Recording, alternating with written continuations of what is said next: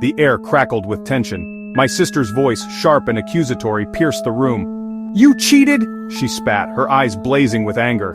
My stomach dropped. Shock pulsed through me, leaving me speechless and breathless. I stammered, trying to form words to deny the outrageous claim.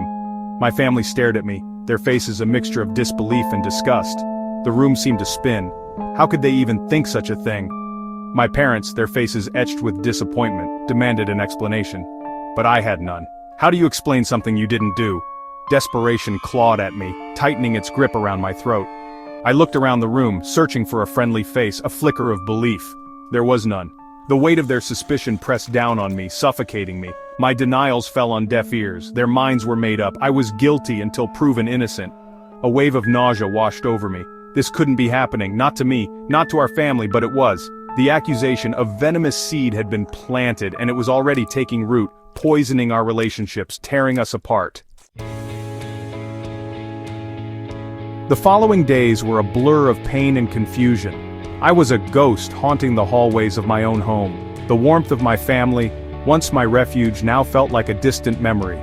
Meals were eaten in silence, punctuated by the clatter of cutlery and the heavy weight of unspoken accusations. My parents, usually so full of warmth and laughter, were now distant, their eyes filled with a sadness that cut me to the core. Sleep offered no escape. Nightmares plagued me, replays of the accusation echoing in my ears.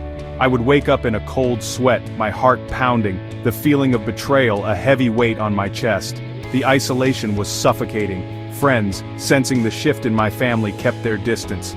Their whispers followed me like shadows. Was it true? Had I really done it? Doubt crept in, feeding the monster of self-pity that threatened to consume me.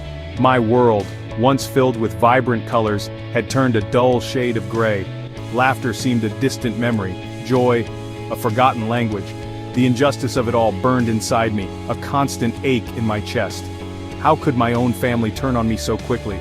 How could they believe the worst of me without a shred of evidence? The questions swirled in my head, offering no answers, only deepening the abyss of despair that threatened to swallow me whole. I couldn't let the accusation stand. I had to fight back. I confronted my sister, demanding to know why she would accuse me of such a thing. Her eyes, once filled with the warmth of sisterly affection, were now cold and hard. "I saw you," she spat, her voice laced with venom. "I saw you with my own eyes." Her words were like daggers, each one piercing my heart. I tried to reason with her, to explain that she had to be mistaken, but she wouldn't listen. Her mind was made up. I was the villain in her narrative, and she clung to her version of the truth with an almost fanatical zeal. Our confrontation escalated into a shouting match, accusations and denials flying back and forth like poisoned arrows. My parents, caught in the crossfire, seemed helpless to stop the carnage. Their silence spoke volumes. They were torn between their love for their daughters and their inability to reconcile the two opposing narratives. The once unbreakable bond that held our family together was fraying, threatening to unravel completely under the weight of suspicion and mistrust. Desperation fueled my determination to clear my name. I was innocent, and I wouldn't rest until I proved it. But how do you prove a negative? How do you convince people that something didn't happen? I needed evidence, something concrete to refute the lies that had been spread about me. Sleep became a luxury I couldn't afford. I spent every waking moment retracing my steps, searching for any shred of evidence that could clear my name. Phone records, receipts, anything that could corroborate my alibi. The pressure was immense. Every fiber of my being was consumed by the need to prove my innocence, to salvage my reputation, to repair the shattered fragments of my family. The task seemed insurmountable, like trying to climb a mountain with bare hands, but I couldn't give up. The thought of living under a cloud of suspicion, of my family looking at me with doubt in their eyes, was unbearable. I had to keep fighting. My sanity, my relationships, my very identity depended on it.